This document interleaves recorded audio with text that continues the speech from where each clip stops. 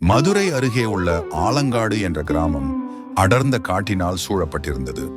அந்த காட்டுக்குள் ஒரு பேய் கோவில் உள்ளது என்று மக்கள் பயந்து பேசிக் கொண்டிருந்தார்கள்.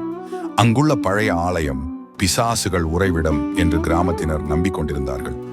அந்த கோவிலுக்கு இரவில் போனால் உயிருடன் திரும்ப முடியாது என்று சொல்வார்கள். அதே கிராமத்தில் மாதவன் என்ற ஒரு துறவி இருந்தார். அவருக்கு முருகன் மீது தீராக்காதல். தினமும் ஓம் சரவண பவ என்று ஜெபித்து முருகனை வழிபடுவார். ஒரு நாள் கிராமத்தினரிடம் கேட்டார், என்ன காரணம்? அந்த ஆலயம் முருகன் கோயில், ஆனால் ஏன் நீங்கள் அங்கு செல்ல மறுக்கிறீர்கள்? அதற்கு ஒரு முதியவர் கூறினார், மாஹிஷன் என்ற ஒரு கொடிய தந்திரவாதி அந்த கோயிலில் மரணமடைந்தான்.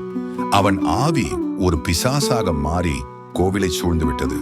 அதை விரட்ட முடியாது. மாதவன் இதை கேட்டதும், முருகன் இருக்கிறான், பிசாசு எப்படி வெல்லும் என்று கூறி அந்த கோயிலுக்கு செல்ல தீர்மானித்தார். அந்த இரவு மாதவன் முருகன் அருளோடு அந்த கோவிலுக்குள் நுழைந்தார். கோயிலின் உள்ளே நுழைய திடீரென ஒரு குரல் கேட்டது. ஏன் வந்தாய்? நான் இந்த ஆலயத்தை விட்டு போக மாட்டேன். திடீரென ஒரு காற்று சூறாவளியாக மாறியது. கோவிலின் விளக்குகள் அணைந்தன. முழு இருட்டு.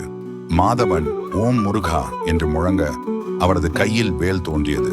அந்த வேல் ஒளிர அந்த பிசாசு உருக்குலைந்து விலகியது.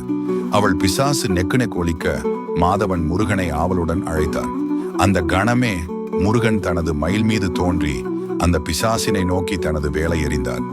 முருகன் வேல் அந்த பிசாசின் மீது பட்டவுடன் மாஹிஷனின் ஆவி வெளிப்பட்டு உரத்த சத்தம் போட்டது.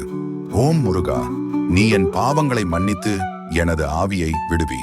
அந்த கணமே பிசாசு ஒரு ஒளியாகி விண்ணிலே மறைந்தது. கோவிலின் விளக்குகள் தானாக எரிந்தன. முருகன் சந்நிதியில் திருப்புகள் கேட்டது. அடுத்த நாள் கிராமத்தினர் துறவியை காண கோயிலுக்கு வந்தனர். அவர்கள் அதிசயத்துடன் பார்த்தார்கள். கோயில் புனிதமானதாக மாறியிருந்தது. அதிலிருந்து ஆலங்காட்டு முருகன் கோவில் மீண்டும் வழிபாட்டுக்கு வந்தது. மாதவன் அங்கே முருகனுக்காக தினமும் பூஜை செய்ய ஆரம்பித்தார். முருகன் அருளால் எது சக்தியாக இருந்தாலும் வெல்ல முடியும். பக்தி கொண்டவரை பிசாசுகள் மற்றும் அச்சங்கள் தொட்டுவிட முடியாது. வேல் கொண்டு அருளும் முருகன் வாழ்க.